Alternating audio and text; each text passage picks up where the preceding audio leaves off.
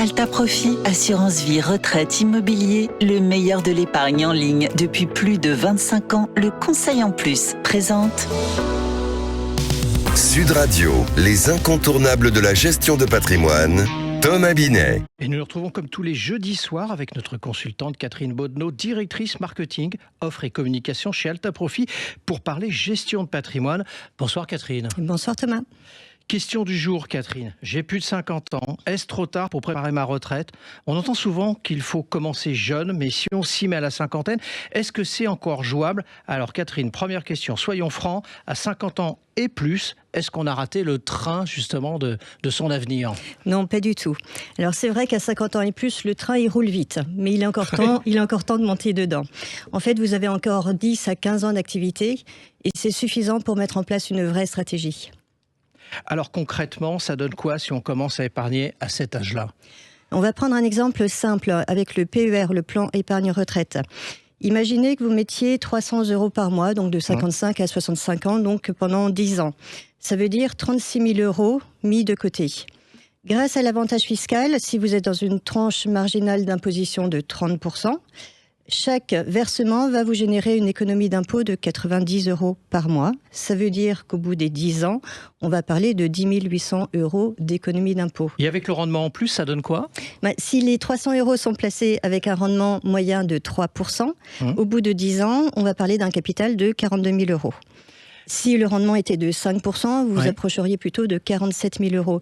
Mais surtout, ce dont il faut se rappeler, c'est qu'en fait, vous n'aurez mis de votre poche réellement que 25 200 € grâce à la déduction fiscale.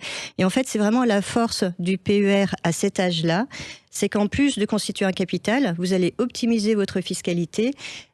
Parce qu'en fait, pendant les dernières années de votre vie active, c'est là qu'en général, vous avez le niveau de revenu le plus élevé. D'accord. Mais alors, si je veux quand même, Catherine, garder de la souplesse, est-ce que j'ai d'autres solutions que le fameux PER ? Oui, bien sûr. Alors, il y a évidemment l'assurance vie qui reste un incontournable, puisqu'elle va permettre d'épargner avec plus de souplesse et aussi de préparer la transmission.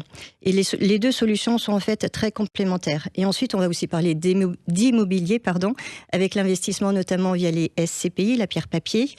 Et on conseille souvent d'investir en nue propriété, puisque ça va vous permettre en fait d'investir avec une forte décote au moment où vous investissez.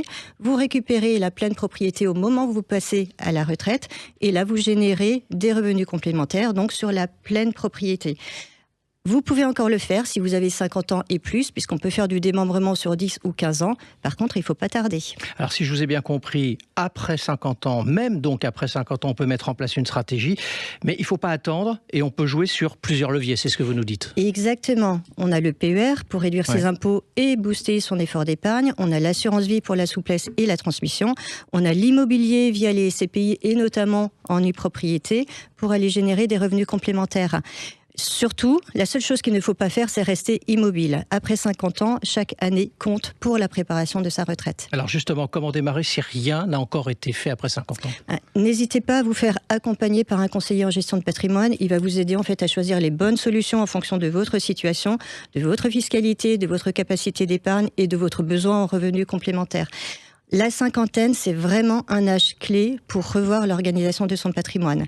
Je reviens sur le PER. Pour ceux qui voudraient souscrire et notamment pour optimiser la fiscalité et préparer sa retraite, il faut le faire avant la fin de l'année pour que ce soit pris en compte pour l'année fiscale. Attention, la fin de l'année pour la souscription d'un PER, c'est pas le 31 décembre. Les dates varient en fonction des assureurs, il faut bien vérifier.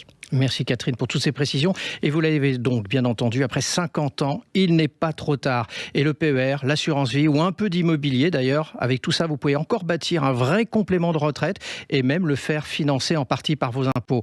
On vous retrouve avec grand plaisir Catherine jeudi prochain pour un autre numéro d'Oser Investir, les incontournables de la gestion de patrimoine.